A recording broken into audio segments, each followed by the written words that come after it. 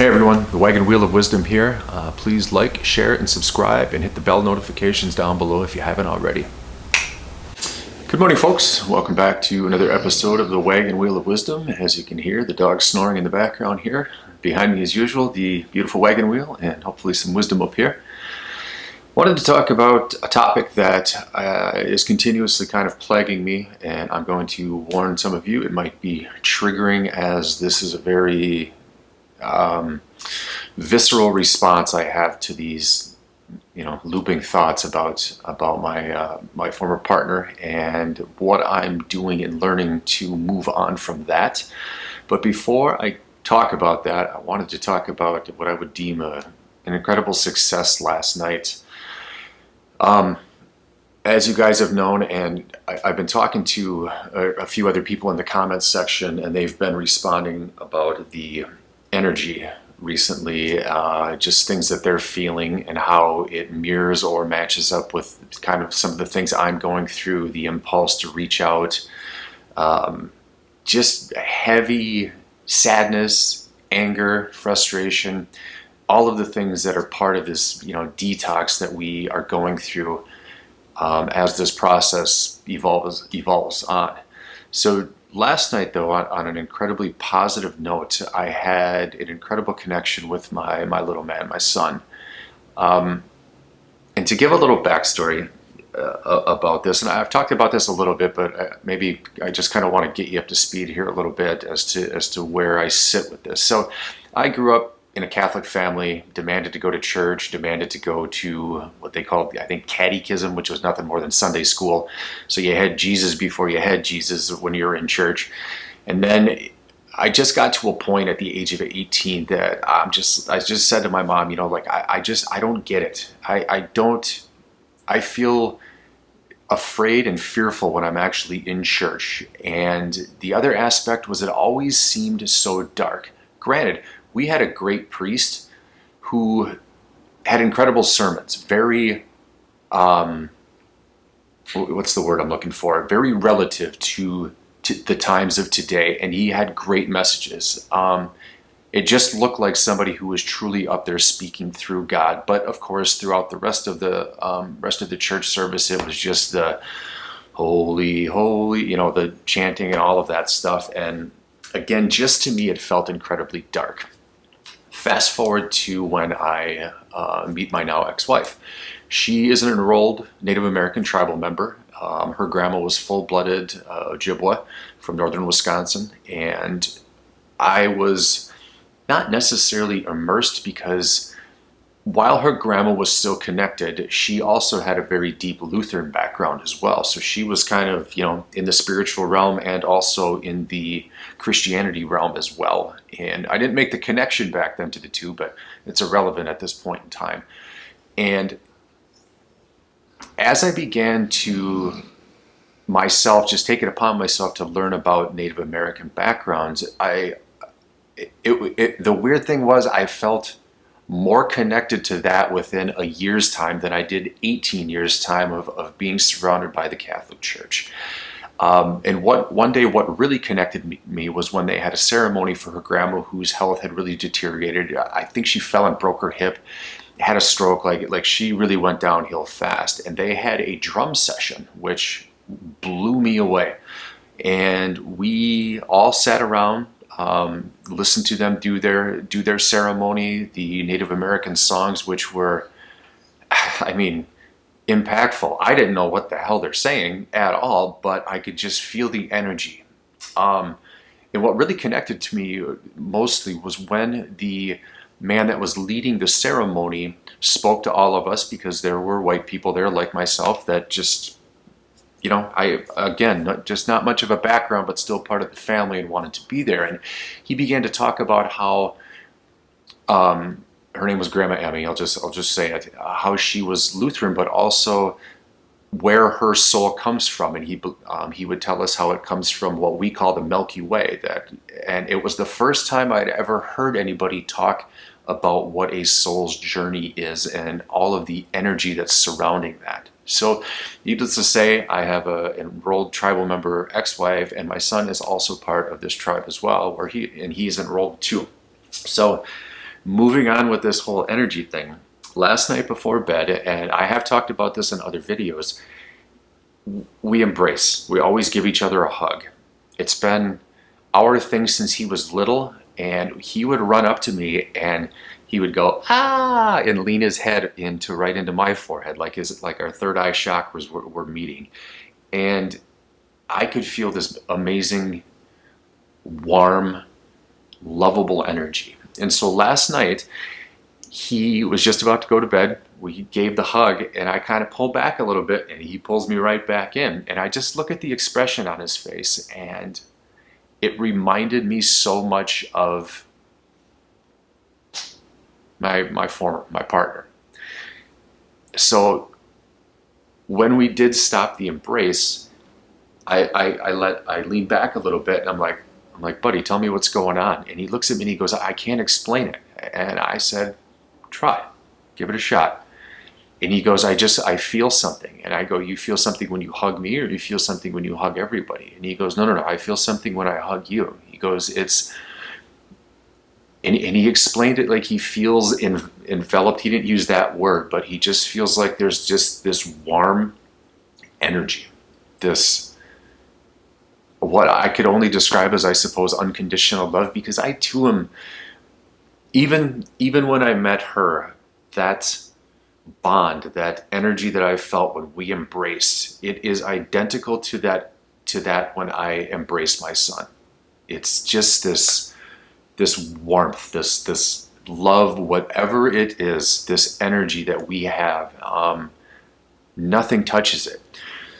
So he's known about the breakup with her and how devastated I've been with it. And he's at times wanted to stay with his mom because he sees how down I've been. And it's been hard for him because he, again, is so emotionally in tune with me in ways that he doesn't often express, but I can certainly tell on a level that he knows me. He's even expressed it before to my mom, his grandma, when we've been around. He goes, I know when dad needs a break. I know when dad needs this. I know when dad needs space.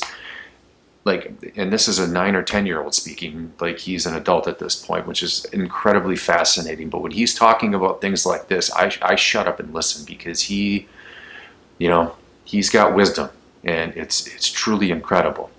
But, as we began talking about this, I had just said, well, buddy, I said, you've been struggling too along with myself with this breakup, because you've seen what it's been doing to me. And I said, I want you to connect to the energy that you felt with me at that moment, and just know that that is the identical same energy I felt with my partner.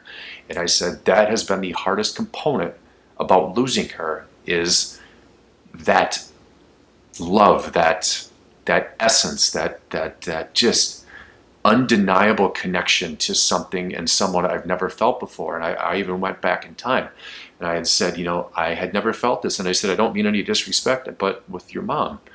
And he goes, yeah, we don't really hug either, because I don't feel it too, he said.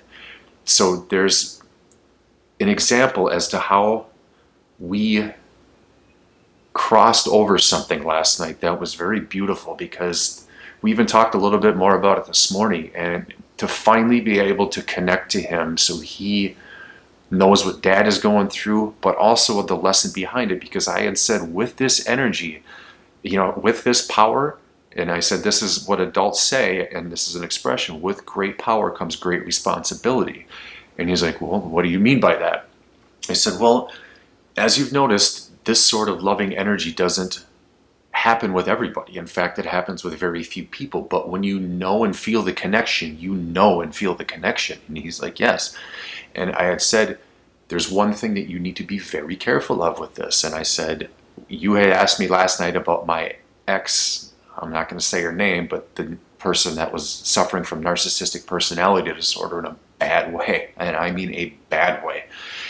I had said that I noticed that she was the void of energy, and when I would embrace her, it felt scattered. It felt like she was sucking the energy from me to be put into her. And I think that's why when you get out of a relationship like that, you feel just absolutely exhausted. And for those of you that have been through that sort of punishment, that sort of, kind of bad relationship, however you want to look at it, you know exactly what I'm talking about. So when I was mentioning to him about great power and great responsibility, I said, you have to be very protective of this energy because people will take it. You're going to think you're doing the right thing and you may not know it in the moment that you're giving it to them, but it's just something that you have to be vitally careful of. And I think for all of us that are walking down this path at this point in time, it really hit home the purpose of the isolation and being alone, and to learn about that energy, I think. And last night was an incredible learning lesson for both of us, that when you know, just based on that alone, what type of individual you're interacting with. And it was something that I had never kind of connected the dots before on, but to feel it with him and to match it up or mirror it up with my former partner was, again, I'm going through a tough week here, and it makes me sad, but at the same time, it also helps with this process. It helps with the healing because, in a sense, it's nice not to feel alone. The fact that my son is in touch with this already at the age of 10 is miraculous in my eyes, and it's maybe something I've had my entire life. Again, I don't know, as I haven't really gone back in time that far to dig into it. But yeah, that was a cool thing to see. And for you guys that are embarking on this, I can only imagine that you too have felt it, maybe still feel it in some capacity, and just, when you drill down deeply, that's maybe one of the things you really miss the most. But one thing that I'm just going to really concentrate on here is keeping that energy and that power inside of me as I go down this road, and not give away my power to those that would exploit it, that would just use it, that are there for themselves, because I'm not wired like that. And I can tell neither is my son. He's a huge giver, a huge heart, and on an emotional level, a lot like his dad. But there'll be some tough challenges in his life too, just like there is with ours. So the other part that I want to go another direction on here as I get a little more comfortable, because this is a tough one for me to talk about, and it's being brought up because I was working with somebody yesterday to help with this trigger, and I had watched a video about the connection, the twin soul connection, and there was a vivid image of making love to your partner and the energy from penetration to the kiss and how it's circular. And I immediately was triggered by seeing that, immediately. And for those of you that might want to shut this video off now, I'm just going to talk about your partner being with somebody else, and just how much that's still on a visceral level hits me, and hits me hard. And it is, I would say, I know there's going to be other triggers as time goes on, but this is a major hurdle for me, and I am struggling to get past it. I to this day. But as the flow of life would have it, I did a Google search, moving on from twin soul having sex with somebody else, and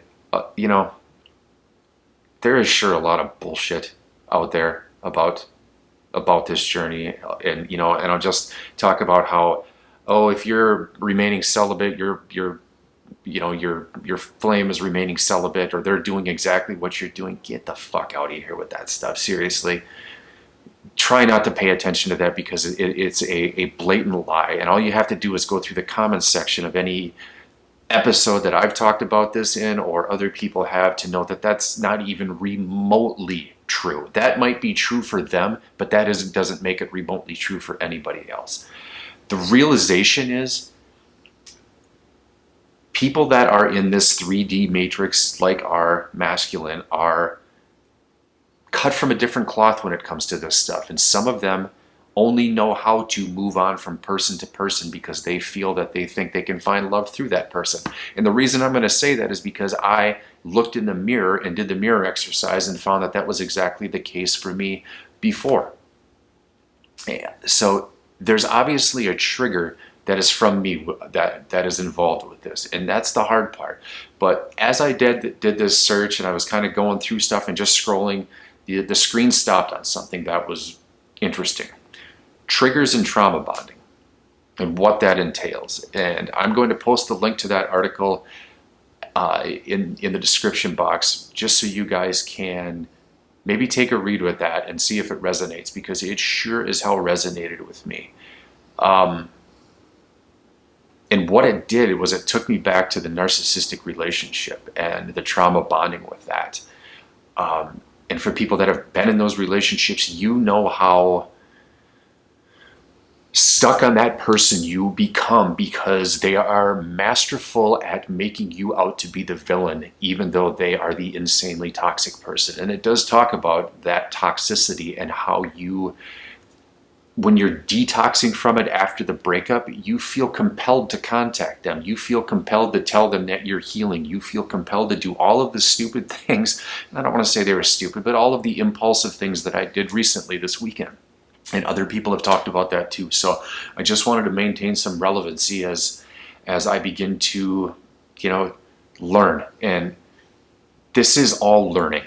I've never read a manual about this. I've read experiences, but I've never read the manual for me that fits into what I'm supposed to do here, because the truth is I have no fucking idea what I'm doing half the time.